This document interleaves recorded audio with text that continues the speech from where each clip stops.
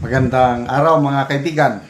Ito, good news. Meron na po tayong partial and official result sa Davao City ha. Unahin natin ang Davao City.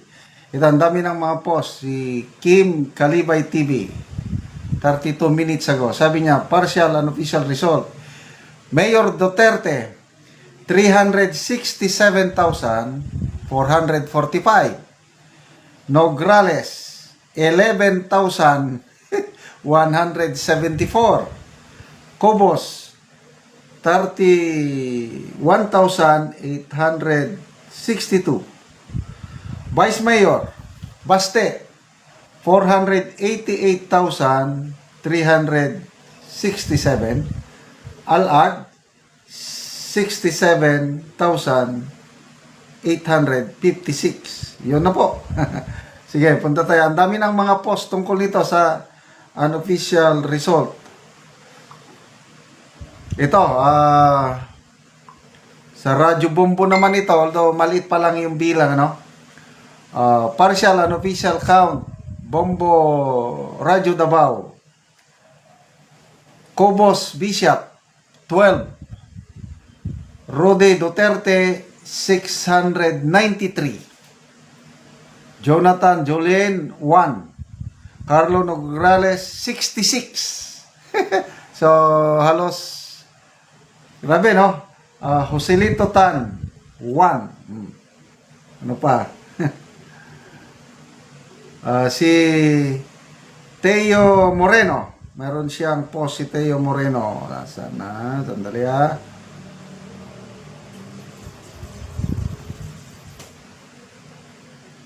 Okay. Sabi ni Teo Moreno is hindi lumabas. Yung post na nabasa ko kay Teo Moreno kanina, 70% na daw ang 70% na ang nabilang sa Davao City at nangunguna talaga si Tatay Digong. Ba't hindi lumalabas? Nangunguna si Tatay Digong. Naliyaro.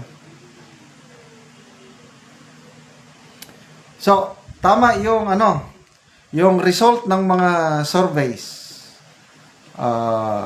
Tatay Digong is 92%. Si Nograles is just I think 6%.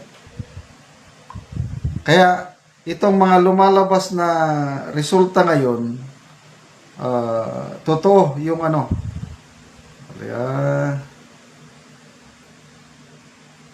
ito kay Teo Moreno nga post. Teo Moreno, 13 minutes ago. The Duterte team in Davao City is currently leading in the ground manual count. So far, 70% of the results have been transmitted. Senador, sabi ni Teo Moreno, no update yet to the senators. Advance, congratulations. Marami na nag-advance. So, mabilis ang pagbilang sa Davao City. 70% na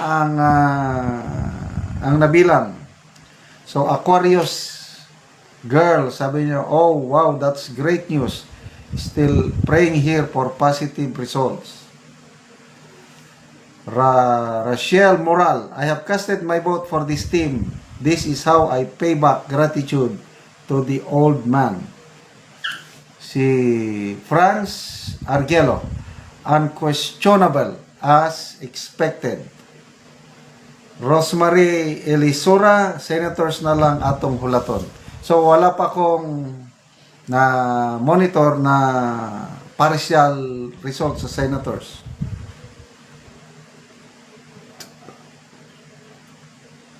So wala. So ulitin natin na yung may figures kanina.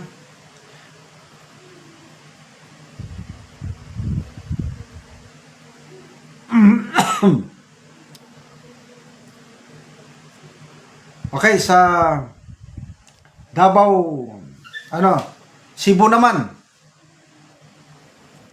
Cebu.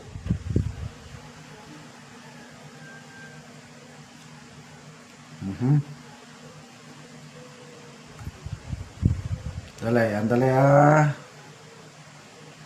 Mamaya na lang yung Cebu. Ito, Pilipina and Pittsburgh na post. Congratulations sa bagong mayor ng Davao, Rodrigo Roa Duterte. Congratulations, Tay. Marami nang nagko-congratulate. Ito, Engineer Berto, Davao City partial and official result as of 8:25 PM. Anong oras na ngayon? Pasado alas 8. Mayor Duterte, 367,000. Naibasa ko na rin kanina, ulitin ko lang. Duterte, Mayor 367,445. Nograles, 11,174. Cubos, mas malaki pa itong si Cubos, 31,862. Vice Mayor, Baste Duterte, 488,367. Alag, 67,857. Ano ngayon masasabi nyo? Mga Team Nograles, admin, anong ginawa nyo sa aming tatay? Sige. Kahit ikulong nyo pa ng ang pagmamahal ng Dabawenyo, pagmamahal ng sambayanang Pilipino kay Tatay Digong, hindi nyo yan maaalis sa mga taong nakakita sa tunay na pagkatao ng tatay namin ito. He's a real father to all of us. Hindi lang siya tatay ng yung biological anak niya, kundi every time na magpunta kami sa aming farm sa bundok, naalala namin si Tatay Digong. Dahil siya lang ang nakapasimento yung kalsada namin. Kanina, galing kami sa aming farm. Pag uwi ko, sabi ko sa akong wife, itong lugar na ito, matandaan na mo, lalaking bato noon, ang hirap magbiyahe. Si Tatay Digong lang nakapakalsada. Sabi ko, yun. So, you can never put a good man down. That is Tatay Digong. So, congratulations in advance. Mamaya, magbigay ako ng update sa Cebu. Okay, magandang... Ano mga pulis ang tinatanong ko? Ano ang sabi ng mga pulis? Okay. Mas gusto yata ni Atty. Big Personal. Gusto niyo ba? Okay. Sa punto pong ito, bigyan naman natin ng pagkakataon. Siyempre, itong attorney na to, kakaiba ito. Dahil dito sa ginawang trial kong hearing. Tama ba?